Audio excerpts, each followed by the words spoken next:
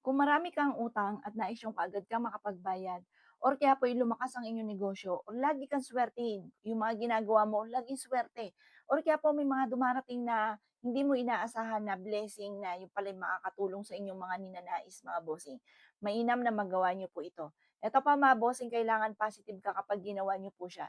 Dahil kapag po ikaw ay nega, habang gumagawa ka, nega ka, na-absorb din po nun, magiging nega din po yung kung ano man yung ginagawa niyo. Kaya kailangan positive ka kapag ika'y gumagawa ng mga ganito. Gawin niyo po siya mga bossing ko para mas maging masagana ang inyong pong pamumuhay at magpapasalamat ka sa pampaswerteng ito.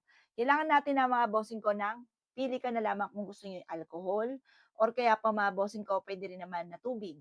Ito po, nilagay ko po dito ay tubig. Pero pwedeng alcohol. Spray nyo lamang po sa kamay po ninyo mga boss. Ngayon po, kailangan po natin ng cinnamon. Etong cinnamon. At dahil masyado siyang malaki, ito ang gagamitin po natin, cinnamon. Yan, lagyan nyo lamang po siya dyan. Ang cinnamon for love and for happiness. Tapos, kailangan din po natin ng mga dahon ng laurel for the victory swerte ang ipagkakaloob sa atin nito mga bossing. Kailangan din natin ng whole clove. Marami siyang benepisyong dulot mga boss, kaya rin ako bumili po ng ganito. At meron ako doon per kilo. Pero ginagamit namin yon sa pagre-ritual. Ito naman, gagamitin ko po siya sa pag-inom ko ng gagawin kong tsaa. Kasi marami daw pong benepisyong dulot. Meron din pang anti-aging, pwede siyang gamiting toner para maalis yung mga wrinkles, yan, mabanat ang face, marami siyang benepisyong dulot. At hindi lang po dyan, ginagamit din po siya na pampaswerte. Napakabango nito. Amoy berries po siya. Yan, amoy resin, yan. Kasi di ba yung mga ubas, mga berries.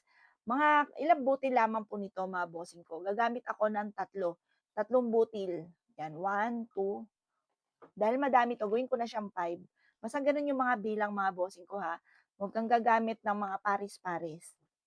Pagdating dito sa ganito, yan. O ito, 5. Yan, nakadalawa na po ako sa loob. Yan, yan.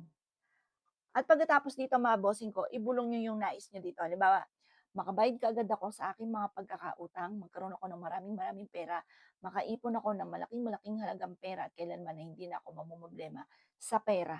Or kaya, ito kasi mga boss, more on pera talaga siya. Ito po ang pinapakita ko tungkol sa inyo mga boss. Kaya lalakas ang aking negosyo at magkakaroon ako araw-araw ng malaking benta. Ganun po mga boss. Tapos, tuwing umaga, haplos nyo 'to sa palad po ninyo. Ibabad nyo lamang po siya muna, magba-brown po yan mga boss kasi yung cinnamon at saka yun din pong clove mga bossing ko, magba-brown yung tubig tapos haplos nyo lang, magkakaroon ako ng maraming pera.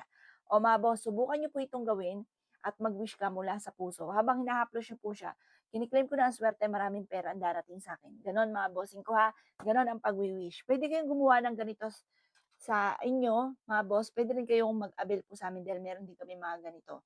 O siya mga bossing, basta positive ka. Kasi importante kapag gumagawa ka ng ganito, positive, focus ka. Kasi hindi basta-basta lang maibo ka lang sa bibig tapos lumilipad yung utak, isipan, hindi gano'n. Dapat po mga bossing ko, positive ka sa ginagawa po ninyo para ma-absorb mga bossing ko nitong ginagawa ninyo at maging positibo.